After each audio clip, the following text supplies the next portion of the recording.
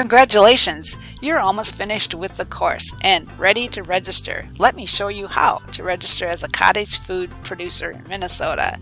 So jump on the internet and Google MN Cottage Food Producer Registration, and it should come up as Cottage Food Producer Registration, Minnesota Department of Agriculture.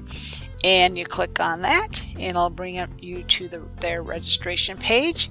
You have an option to do it online, to register using the online form, or there's a cottage food form here that is a printable edible form, so you can just type your information there, type your full name, operating as if you are doing business as and are registered as a sole proprietor with Secretary of State. You put your business name there. You'll need your physical street address, not a P.O. box. If you're planning to use a P.O. box on your label for your cottage food products, then you would put that over here. City, state, zip code, county, and email. And then you're going to put your tax ID number if you are registered as a business and have a tax ID number, or you can use your social security number. And then you're going to put your contact home, if you have a cell phone or a mobile phone, the year you're applying. Remember, it's a annual registration, so it starts January 1st to December 31st. And then you will check if you're $0 to $5,000 is tier 1, $5,000 to $18,000 is tier 2, and there is a registration fee if you are in that tier 2 level of $50. And also with that tier 2 status, you do need to take a cottage food training course, either our in-person course or the online course that you just took.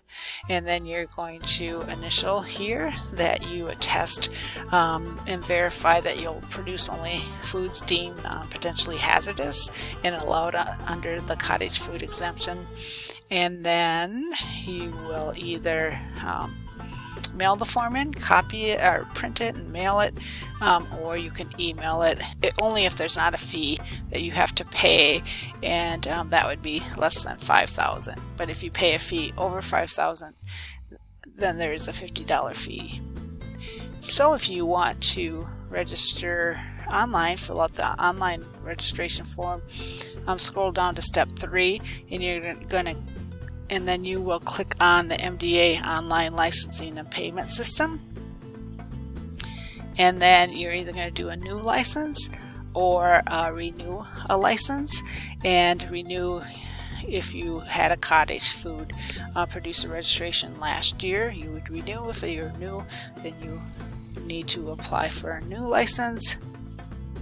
And we click on that, and then there's a drop-down menu, pick cottage food producer registration, apply for the license, and then you'll get pages for the next steps, which is mainly the same information that we just went through that was required on the paper form. So about a month later, after you submit your application, there's a review process, and then if it's approved, and you will receive a big envelope in the mail, because the registration cards are 8.5 by 11 each year. They will have a different identifier. In 2019, the identifier is this pickle jar. The plan by the Department of Agriculture is that they will have a 3-year rotation, so they'll have 3 different identifiers. So and they'll rotate those. So in 2022, you'll see this pickle jar again. And then on the back side is your cottage food information. Here where you see sample, it'll actually have your cottage food registration, your name, your cottage food registration number, and your expiration date as well too. And then here is all of the information of the cottage food law. So it's handy for you, because I know there's a lot to remember about the law. So what we'll talk about next, just briefly, is just some things about the cottage food registration card.